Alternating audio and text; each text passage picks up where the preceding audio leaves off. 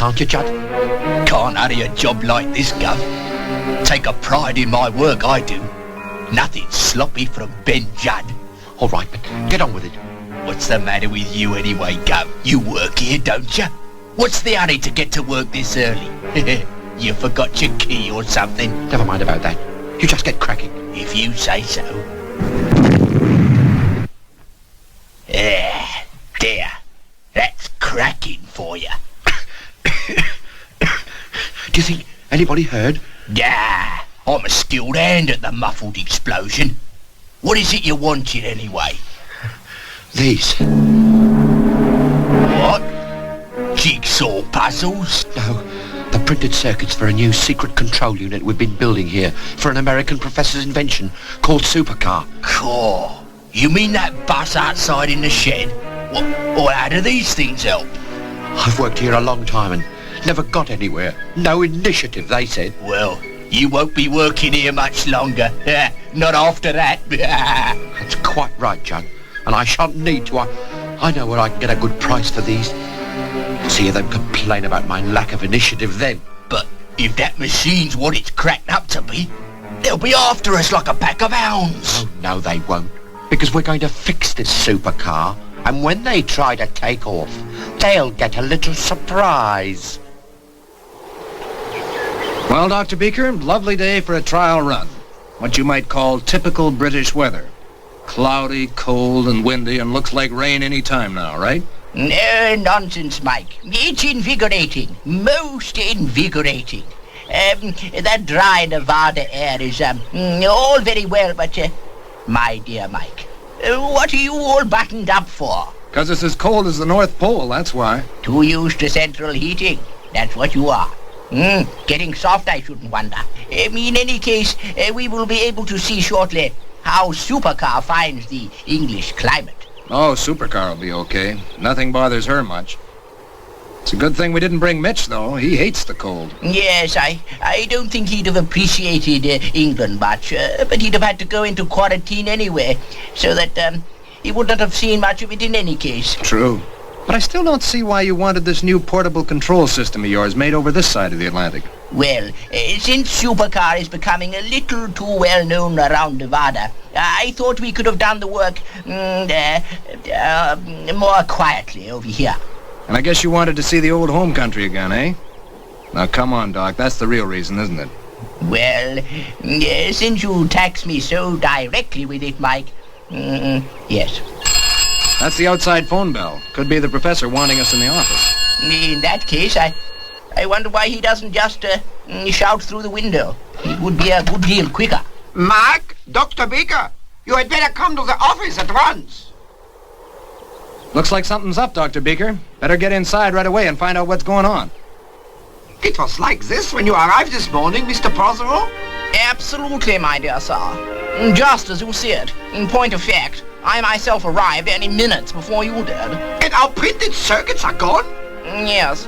Of course, the whole thing is extremely distressing, and so on, because we were rather keen to get on with the preliminary test this morning, but there we are. Oh, was there anything else in the safe last night? Well, actually, no. Not that such a state denotes a slackening of business, you understand. JFP does small experimental work of an intimate nature, of course, but in fact, your circuits were the only things of value. Then it must have been somebody who knew about the circuits. Yeah, Professor, you're right. It must have been. If you'll excuse me for the moment. Prothero speaks. Dr. Beaker and Mr. Mercury to see you, Mr. Prothero. You might send them in, then. Look, I needn't tell you we're frightfully apologetic about the whole thing, Professor. Perhaps if we all get together and form, as it were, some sort of, ad hoc committee, we can best see what action to take. 9:30, if the clock in his car's right, which it seldom is. You know what's happening now, Judd? No. What? My respected senior JFP either has or is just about to call a sort of informal committee. Pompous idiot. Don't like him much, do ya? He's the sort of man, Judd, who'd call a committee to decide what he was going to have for lunch. And for once, he's doing us a favour. Favour? What do you mean? The longer they talk, the better for us.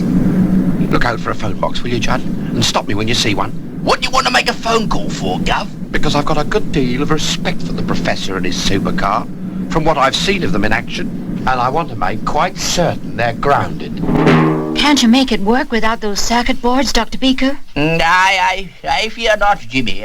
They were, you might almost say, the brain of the device. No, I'm afraid we should just have to wait until some more can be made. Yeah, fortunately, I still have the design. What about Mr. Prothero? You think Mike and the Professor can persuade him not to call the police? I imagine they can, if they try. I must say I find it quite beyond me why you won't agree to my calling in the police. Inspector Lofthouse was a particular friend of mine at the college. And simply first-class type. Well, that may be so, Mr. Prothero, but there's more at stake than you might think. One of our reasons in having this control system designed and tested in England, Mr. Prothero, was because we thought there would be less chance of publicity. Unless it's absolutely necessary, we don't want the police called. Oh, quite. Quite. I see your point. One wonders there how you would want to proceed without them. Now, look, can you think of anyone in the firm who might know the value of those circuits? Someone on your staff, perhaps, who might have had a hand in the design stages. One is not suggesting, surely, that a member of JFP Electronics is responsible. Rather bad form, what? Well, sometimes happens, you know. But I hardly think Phone, Dr. Beaker. Perhaps they found something out. Good morning. No, as a matter of fact, this is Dr. Beaker speaking. Oh, good morning, Dr. Beaker. My name's Harper. We've met several times already. Oh, yes, Mr. Harper. You're on the JFP design team, if I recall the matter correctly. Yes. In which case, you'll be most grieved to hear of the robbery. Your circuits? Stolen? You don't say. From the safe? Now that shows initiative. You can tell Mr. Prothero not to exercise his massive brain any further. I stole them. My dear fellow, could you speak a little more clearly? I must have misunderstood you, I'm afraid. Who stole them? I did. What? You? 1 hour from now I shall be leaving the country with your circuits, and I don't think you can stop me. I imagine you'll think twice before calling the police with the resulting publicity. Yes, I thought so. How? By plane, Dr. Beaker, from a small flying club at Monk's Norton. Monk's Norton? But, hello.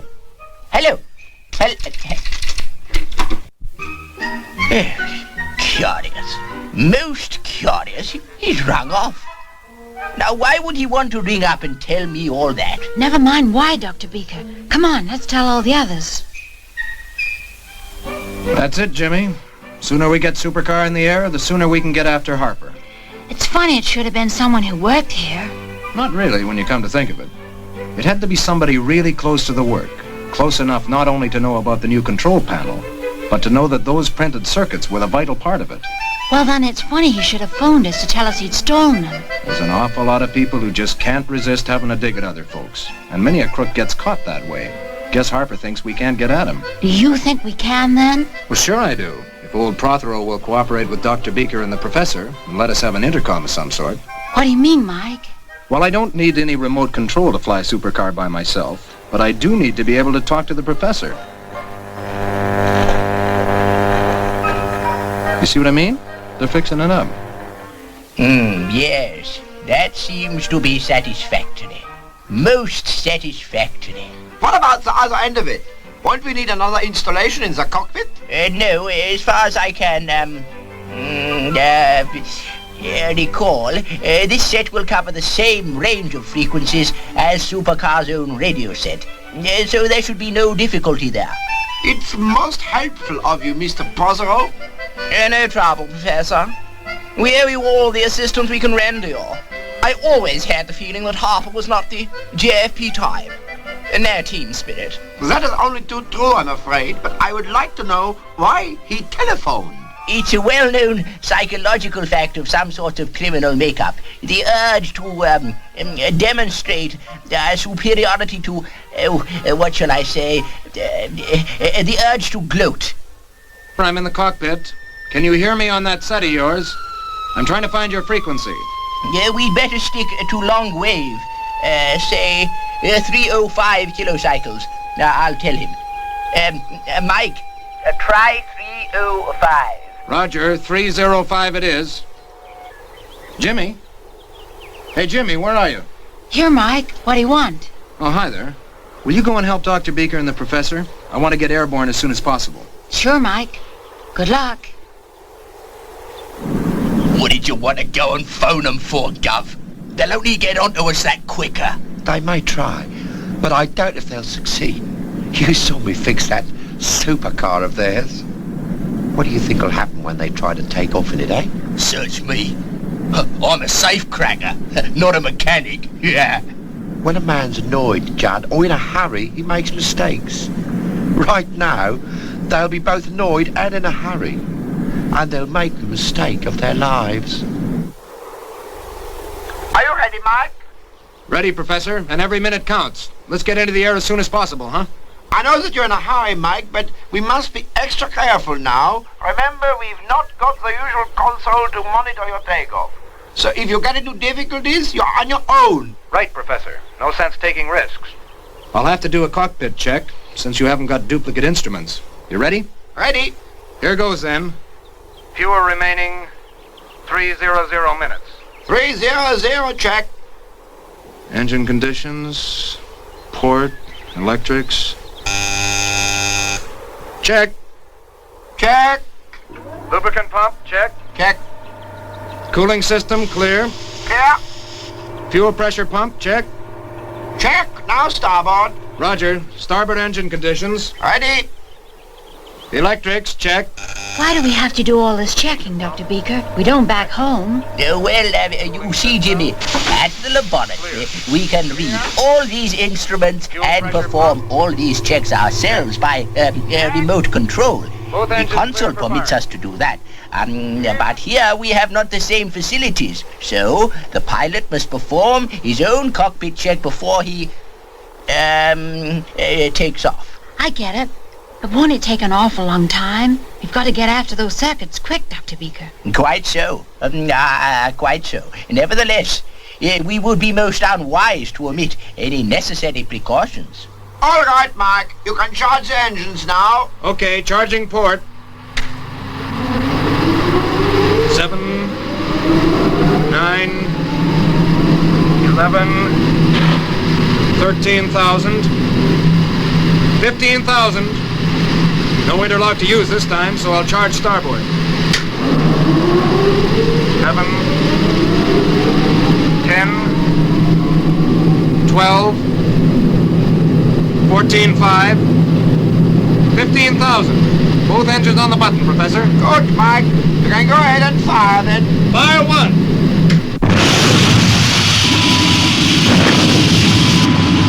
Fire 2.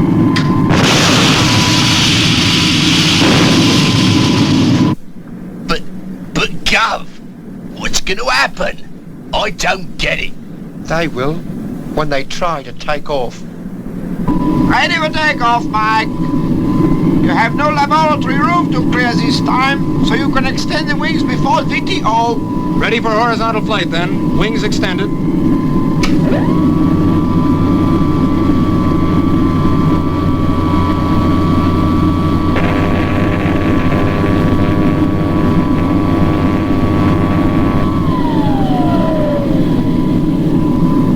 You look fine from here, Mike. Boost for takeoff, then.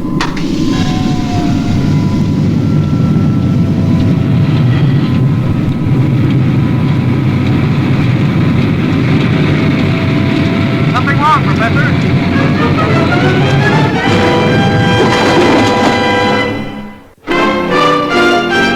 It's a good thing you cut the engines when you did, Mike. In this condition, Supercar is wholly unstable. It's a good thing a lot of things happen. It's a good thing I took off with the wings extended. If I tried to change to horizontal flight a couple of 100 feet up.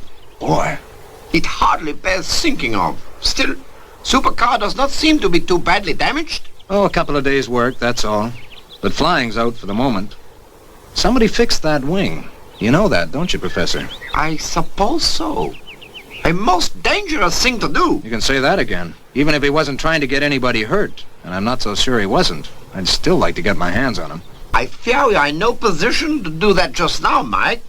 We had better join the others and have what Mr. Prothero would call some sort of committee to decide what to do. My estimation of the situation is this. Harper phoned in order to goad us into a hasty takeoff, so that we might possibly be a little careless, which we were, gentlemen, and thus damage Supercar. But somebody could have got hurt. Our young friend is right. One's mind is appalled at what might have happened. And now, if you will permit me, please. Now, hold on a minute. We aren't licked yet. We can still beat Harper to Monk's Norton airstrip. But how, my dear chap? You can't possibly be considering flying in that state. And one would be pushed to make it inside the 100-minute mark, even in my rails. Well, maybe not in your car, Mr. Prothero, but we have a supercar, remember? So we take her by road. Road? I don't say it's impossible, but a little unorthodox, I would have thought. How far are we from that turnpike, the Birmingham motorway, Mr. Prothero? Quite close. Shall we say 5 miles? And Monk's Norton isn't far from the other end. We've got about half an hour, if what Harper said over the telephone is true. And I'm willing to bet that Supercar is the fastest thing on wheels or off them. What do you say? Lunatic. Absolutely lunatic. But rather fun, in a way. Look, my dear sirs, allow me to point out that even with our limited acquaintance with American cars, you are liable to cause a certain stir with that thing. There's nothing the matter with it. Tasteful, subdued.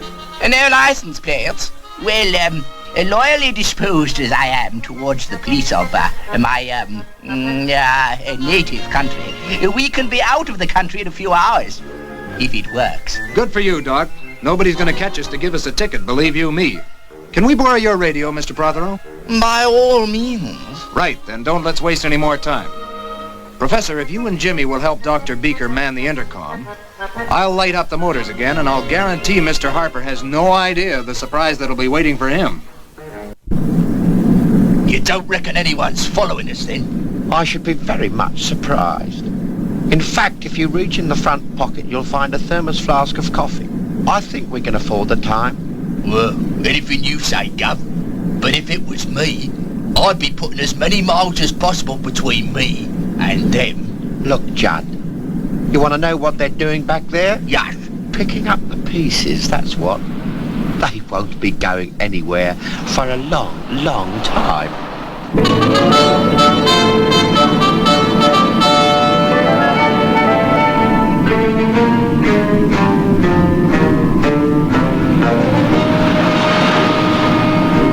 Come in, Mike. Come in, Mike.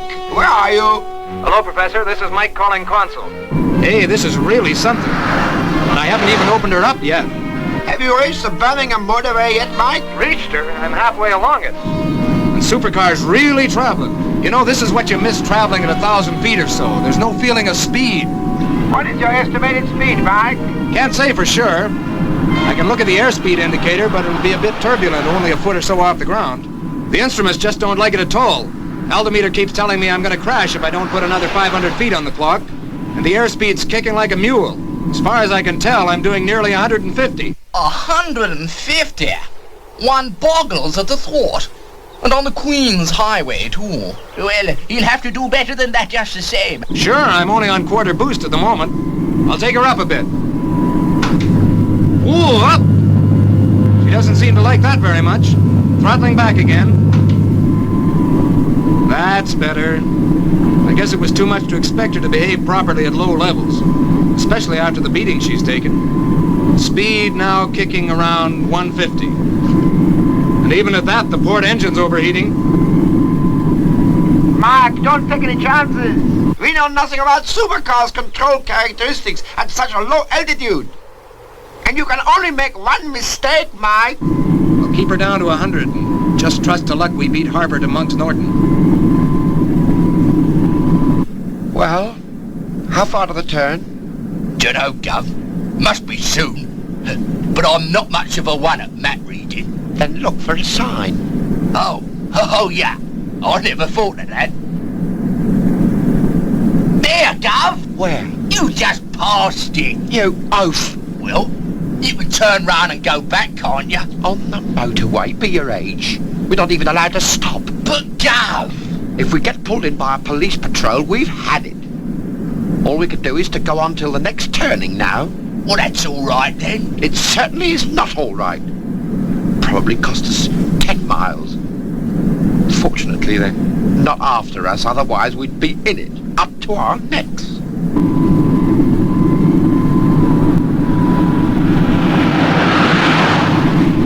Taking over just under the 100 mark, Professor. There's a mighty sameness about this stretch of road.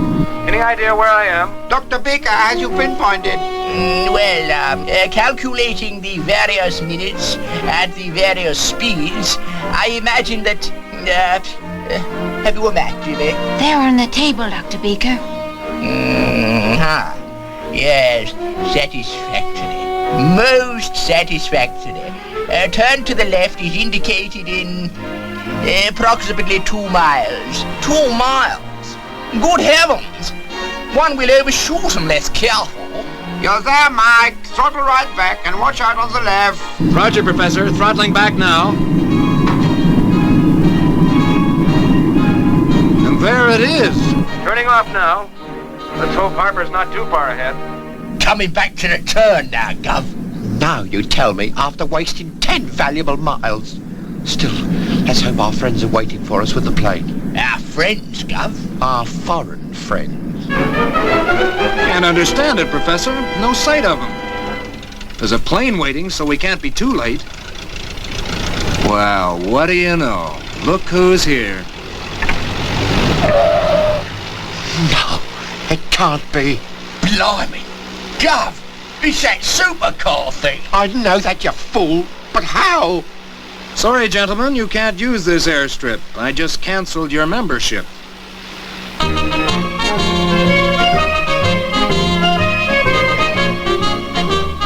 Sure glad to be back home, aren't you, Professor? Yes, and with Supercar in one piece again. Mr. Prothero's mechanic certainly did a fast job on the rewiring. Took a while to get him moving, but that's England for you. Sorry you couldn't come too, Mitch. But you'd have found it awful chilly. Anyway, where's Dr. Beaker got to with those circuits? He's working on them in the lab. Dr. Baker, Yes. are the circuits all right for your control system? Oh, yes. Yes, satisfactory. Most satisfactory. But on reflection, I think I have a better use for them. What do you mean, Doc? That radio-controlled model boat I was talking about. I could sail it in my bath, controlling it from here in the lab. Oh, no. Fade him out.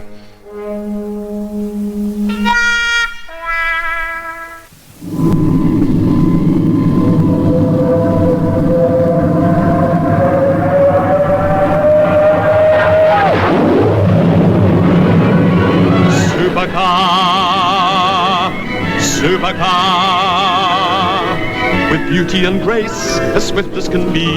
Watch it flying through the air. It travels in space or under the sea, and it can journey anywhere. Supercar, supercar. It travels on land or roams the skies, through the heavens' stormy rage. It's Mercury manned and everyone cries, it's the marvel of the age. Supercar, supercar, supercar.